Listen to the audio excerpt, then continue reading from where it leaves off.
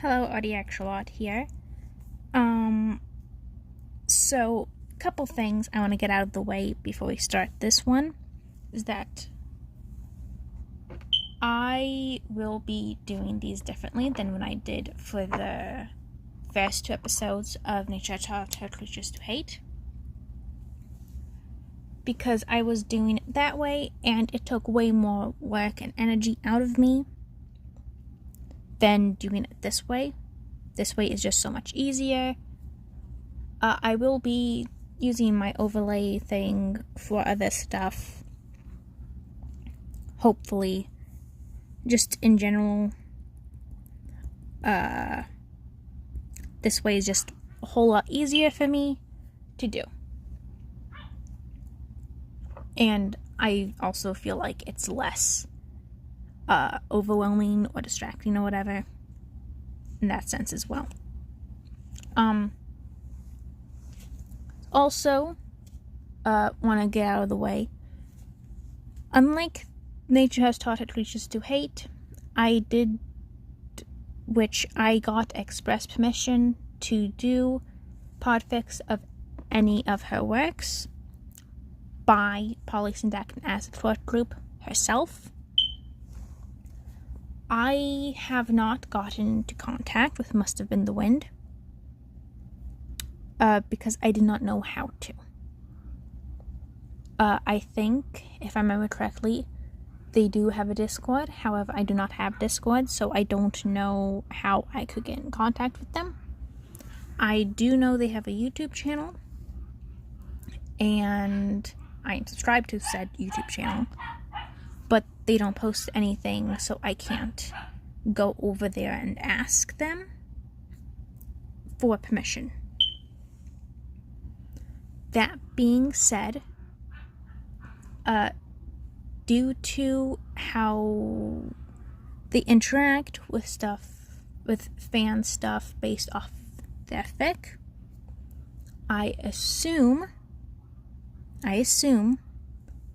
that this is allowed. However, if the author does not want me making this and wants me to take it down, I express, just let me know and I will take it down.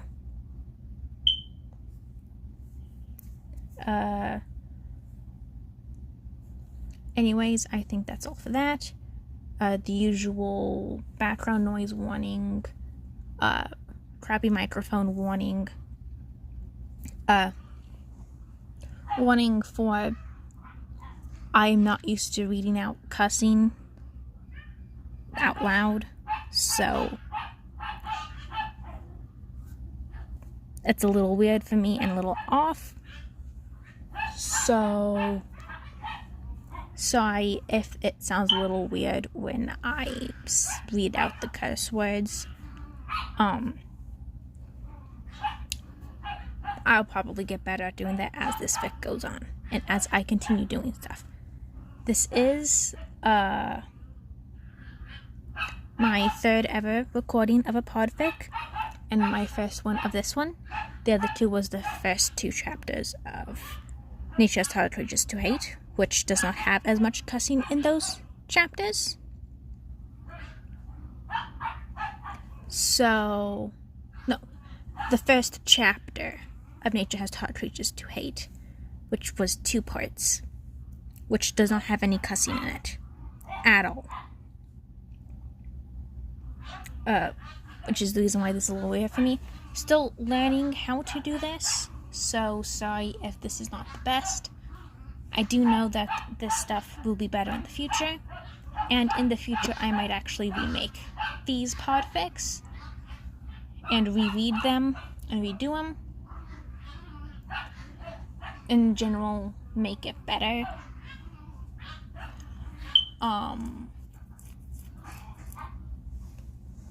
If I have time for that and when I get used to that. Once again, like with Nature Has Taught Creatures to Hate, I do plan on putting these out on a schedule, but I would need to record a whole bunch of the chapters beforehand and then set up how I'm going to do it because otherwise, if I just do it and I release them and record them and whatnot, and I do that and I don't have a bunch of backup, it would just be chaotic.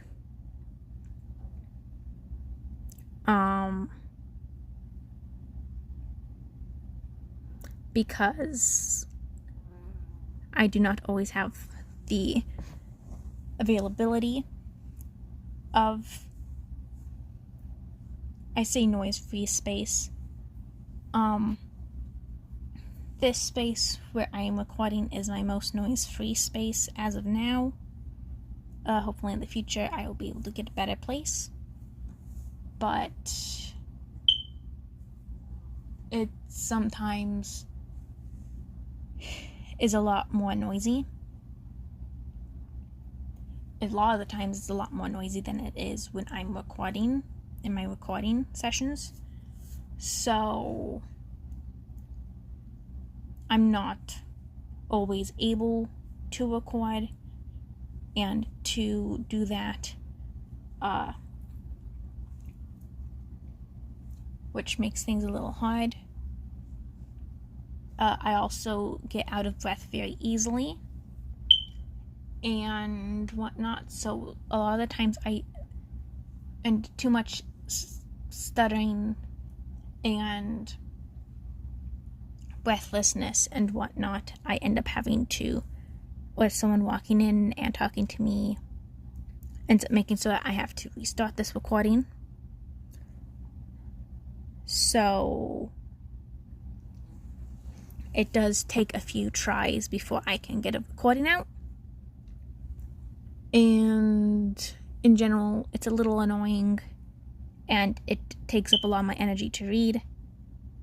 Hence the reason why I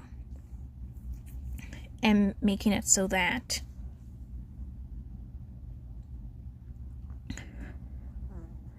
I'm making the video a lot easier for me to edit and put together, rather than the way I had with the first two parts of Nature Has Taught Riches to Hate, just because it's easier this way for me, and visually it's probably easy on you.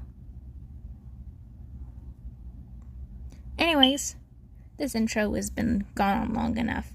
Let's actually get into the reading of the book. Sorry about the long intro. I just wanted to get those things out of the way and explain a little bit. I will be setting up a schedule, and I will be making said schedule available, easily able to be seen. Thinking about having it my banner, and you'll know what comes out on what day.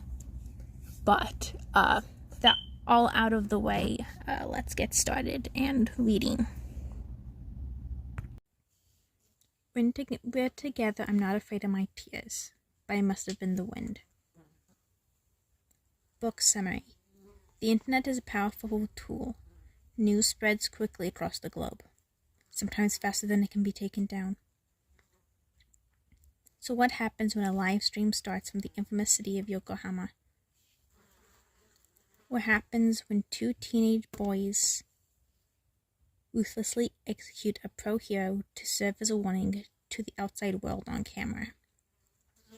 What happens is an overwhelming demand to apprehend these boys and see justice served. However, one crafty principal has another idea in mind.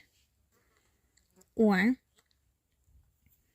Dazai and Chuuya are forced to attend UA after killing a pro on a live stream. But does it really count if that was their plan all along?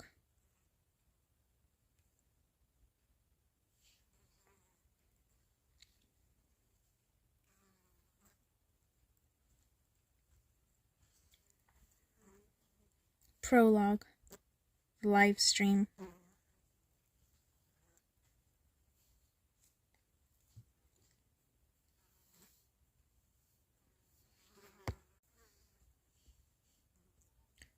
Chapter. Trigger warnings. Minor character death. Off-screen kidnapping.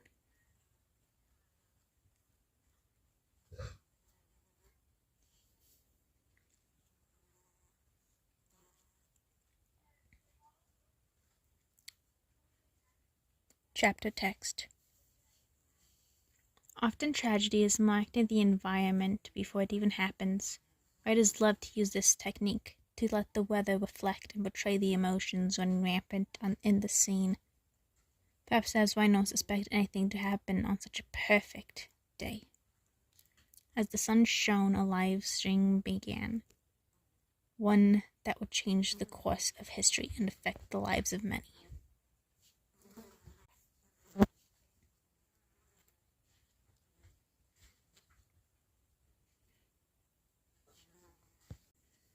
Live stream. Message to the pro heroes. Winky smiley. Started by Crab Lover 29.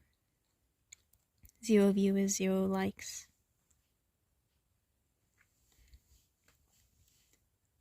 The camera crackled to life, the screen filled with the face of a confused teenager. A second passed before a voice called up from behind. Is it on then? The teenager sighed but nodded. Yeah, no one was watching though. He moved slightly, and the camera flared with bright sunlight, and for a moment 2 more figures came into view. The boy moved back, and his ginger hair blocked out the other 2 people lurking in the back. Invite the people I followed, then. The first voice replied with ease. For a few moments, the only visual is the face of condescension as ginger boy fiddled with the phone. Face of concentration as the ginger boy fiddled with the phone. Seconds passed as the boy worked to invite people to the live stream, and eventually his efforts paid off. Despite the low viewer count, his face quickly turned smug. Surprised Pikachu has joined the stream. Packaging Tape has joined the stream. Green Mite has joined the stream.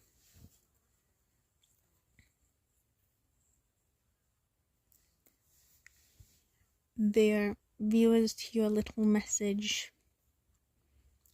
The boy moved back fully to join the other 2, and the whole scene became apparent. The trio was situated on a rooftop, a vast cityscape unfolding behind them. In the center of the shot, a woman sat on or was tied to a chair. She wore a tight spandex costume. Her blonde hair would on any other day add to her looks. That day, however,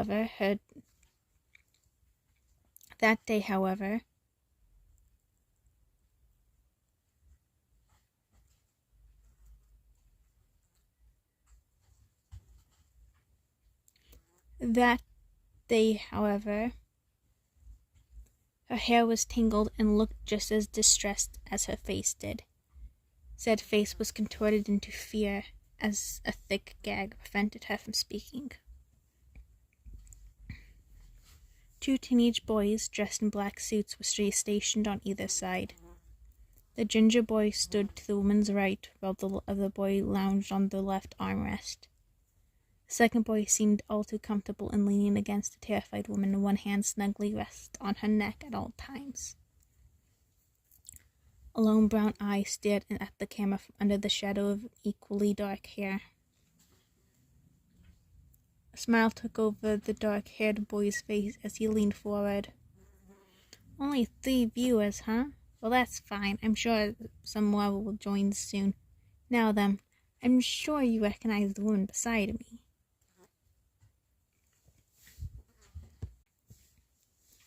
The boy waited a moment as the single comment rolled in, and he nodded. That's right. This is Mount Lady. Recently she made a very stupid decision. Why don't you explain, Chuuya? I think you would tell better. The ginger boy, Chuuya, huffed and rolled his eyes. Despite that, he began talking. This fucking pro broke into our place and started breaking shit. Which happens all the time, you know. She really caused us a problem. As he spoke, Mount Lady shook beneath the other boy's hand. As inelegant as ever. But yes, Mount Lady here caused a lot of problems. The other boy started. I mean, trespassing into Yokohama and destroying an entire warehouse of mafia supplies can't go unpunished. The boy paused and allowed the viewers to take in his words, a satisfied smile taking place on his face once more. People began joining the stream. More and more people trickled in as the news that Mountain Lady was being held captive in the infamous city of Yokohama, even more so given the boy's apparent involvement with the port mafia.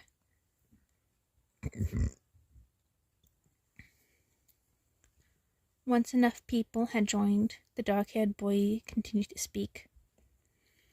This is a message to the so-called pro-heroes. Stay out of Yokohama.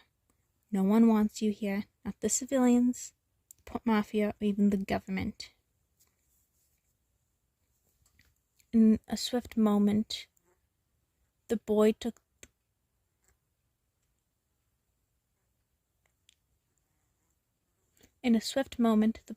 a gun out from his hidden pocket and leisurely placed it against Mount Lady's head. Her muffled cries easily ignored.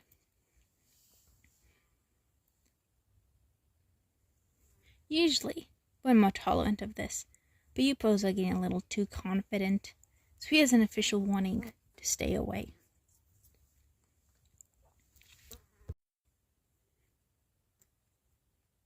The gun pressed impossibly closer, and for a moment the helpless viewers turned away in fear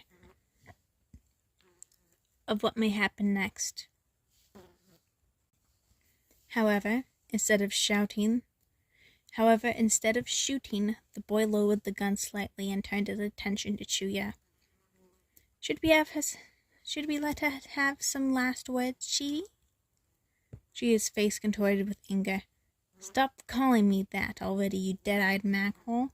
If you want her to get last words, go ahead. The other boy nodded, seemed to think for a moment. I've decided to be nice this once. Chuuya, bring the camera closer, will ya? Without either boy moving a finger, the camera moved closer to give the viewers a clearer view of Mount Lady's face. The boy beside her moved the gun out of the frame slightly, but the presence was still felt. As he did this, a gloved pair of hands moved into the frame and grabbed onto Mount Lady's face. As the hands worked on removing the gag, Chuuya spoke. Make these last words count. Shitty Dazai won't give you a second go. The gag came off, and for a moment all Mount Lady did was take a deep, shaky breath. A second later, her face changed and she began yelling. Help! Please, someone, please, I just wanted to. Her words were roughly cut off when the gag was forcibly replaced. The camera moved back a few seconds later as Chuuya groaned. Burst my eardrums, why don't you? Jeez. The other boy, now known as Dazai, laughed at his pain before gasping dramatically. Oh, Chuuya, let's finish this up and head to the arcade. I heard there's a new racing game. The boy wiggled his visible eyebrow in a joking way. Bet I'll win it. Chuuya scoffed loudly. Please, you can't even ride a bike like fuck, you beat me. Dazai shook his head with a mischievous smile. Oh, like you said you'd win our first bet. Do remind me how that went, Chuuya. The duo continued to bicker over who would win. The gun slowly drifted further away from Mount Lady's head as the conversation went on. For a brief moment, the hundreds of amassed viewers felt a spark of hope. Hope that perhaps the boy would be distracted and forget about Mount Lady. Maybe another hero would come to the rescue and stop this nightmare before it became all too real. Dazai laughed loudly at something said by Chuuya. Can't wait to beat you again. Maybe this time you can be my mate and dog. With one last laugh, he leveled the gun, and a bang. In all future reposts of the stream, this is where it cuts out.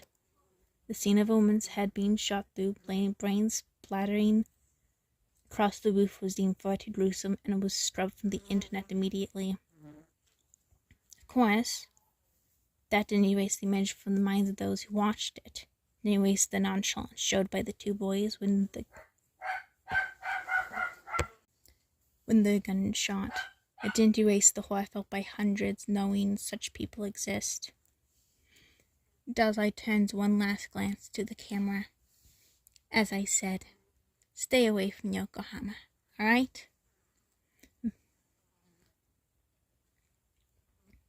Message to the pro heroes by Crab Lover 29. Live stream has finished. 567k viewers, 21k likes.